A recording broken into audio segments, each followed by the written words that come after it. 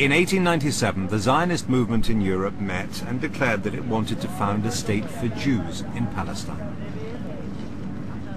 2 years later, the Arab mayor of Jerusalem begged them to leave Palestine alone and warned there'd be an Arab uprising if they didn't. After the meeting in 1897, 2 rabbis were sent to Palestine to see what the country was like. They reported back, the bride is beautiful, but she's married to another man. Some of the early Zionists warned that confrontation with the Arabs was going to be avoidable. Others persuaded themselves that Arabs would be glad to see them because they were bringing with them European expertise.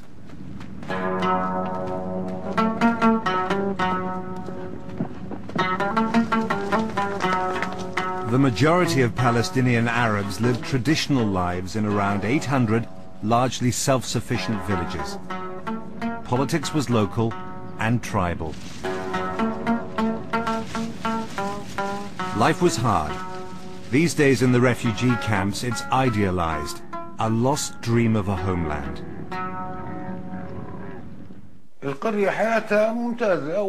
Village life was great.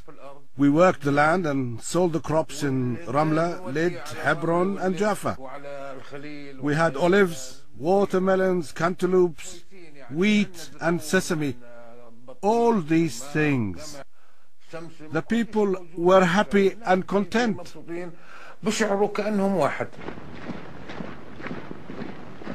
Britain controlled Palestine between 1917 and 1948. Small communities of religious Jews had remained in Palestine since Roman times. The new Jewish immigrants were different. Many were socialists and atheists who wanted to escape persecution and to create a new society. A dream to change the Jewish nature from a nation of merchants and bankers to a nation of farmers and fighters. 2 miles to the north of Gaza, this is Kibbutz Yad Mordechai. Some of the thousands of rockets fired into Israel have landed here.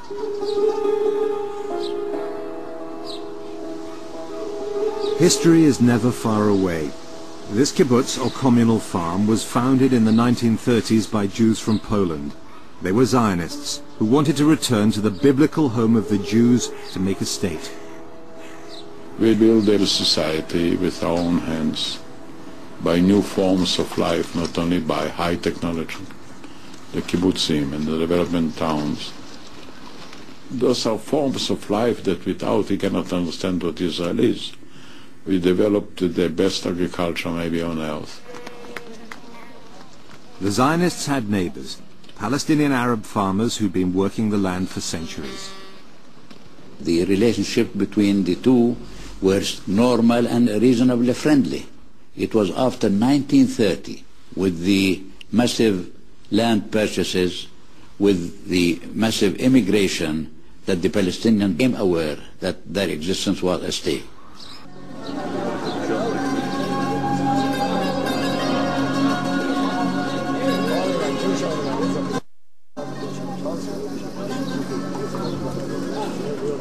In 1929, there was a serious clash here at the Western Wall, the holiest place in the world for Jewish prayer.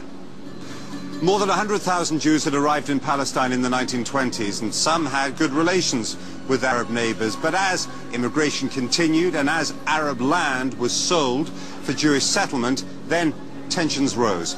The trouble here spread across Palestine. Religious Jews were massacred in Hebron. Hundreds died on both sides, and after that, nobody could have any illusions. The two communities were on a collision course.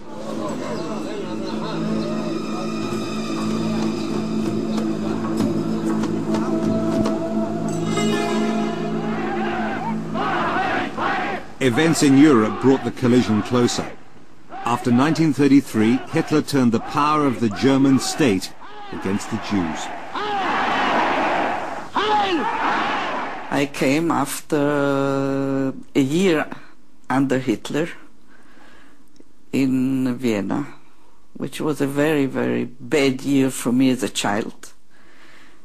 And I asked my parents to go away as fast as possible, and told them I don't want to remain in the hell.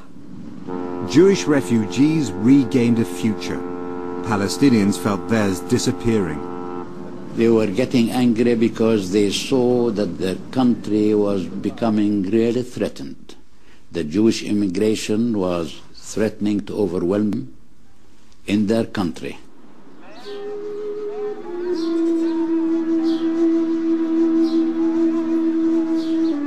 At the Independence Mosque in Haifa, Palestinians were ready to fight.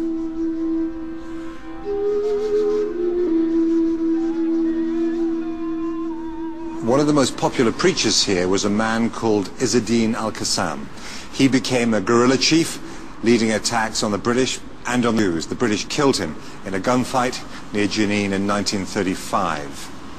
His death was one of the sparks for a full-scale Arab revolt. It took the British 3 years to put it down.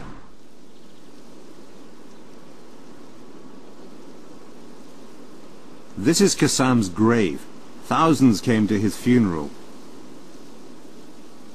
These days, the armed wing of Hamas responsible for many suicide attacks is named after him, and so rockets that Palestinians fire out of Gaza.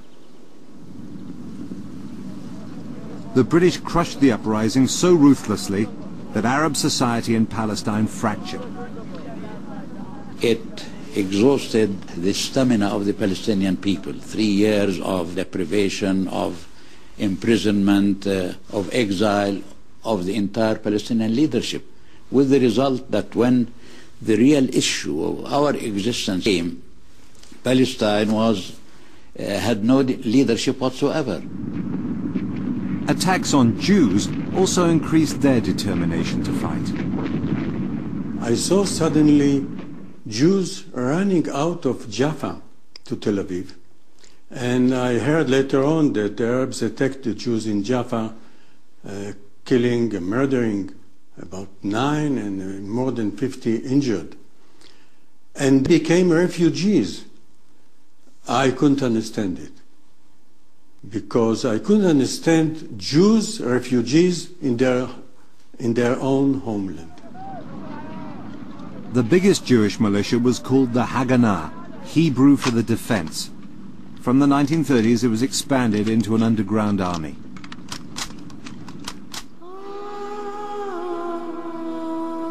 It was directed from this building in Jerusalem, the headquarters of the Jewish Agency. Its leader and later Israel's first prime minister was David Ben-Gurion. The Haganah was one of a number of building blocks of a state which the Jewish Agency established as it worked tirelessly to make itself into a government in waiting.